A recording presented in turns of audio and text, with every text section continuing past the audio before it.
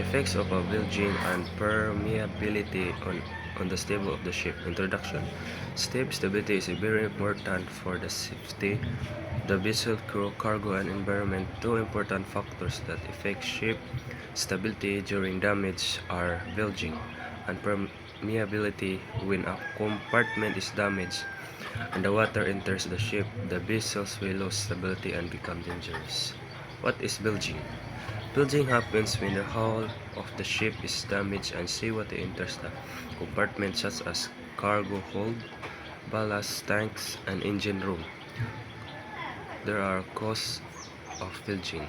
Cause of bilging is collision with another vessel, grounding, structural failure, and heavy weather damage. The effects of bilging instability increases the ship weight, reduce buoyancy, cause the ship to lease or trim, raises free surface effects of a water moves freely and can lead to the capsizing or sinking. Example, if the shape of a cargo ship damaged and the seawater floods one compartment, the ships may lean to the side because of uneven weight distribution.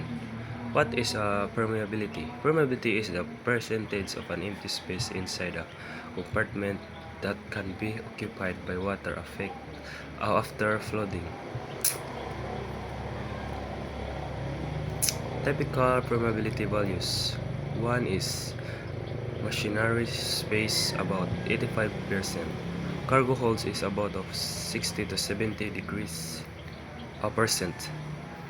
Passenger space about 95%. Higher permeability means more water can enter the compartment. Effect of permeability on stability. Higher permeability allows more flooding. More flooding reduces reserve buoyancy, increases draft and heel angle, affect the ship's center of gravity, reduces overall stability of the vessel.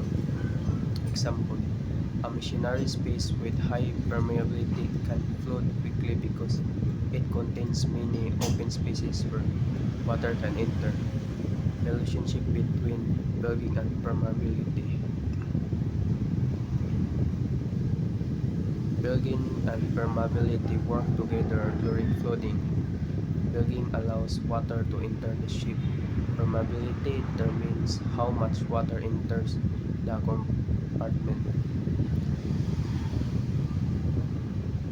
Greater flooding causes greater loss of stability. Importance of understanding these factors. Help prevent accidents at sea. Improves ship design and compartmentation. Assists officers in emergency response.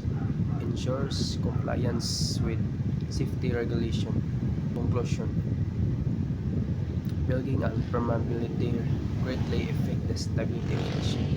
Bilging causes flooding,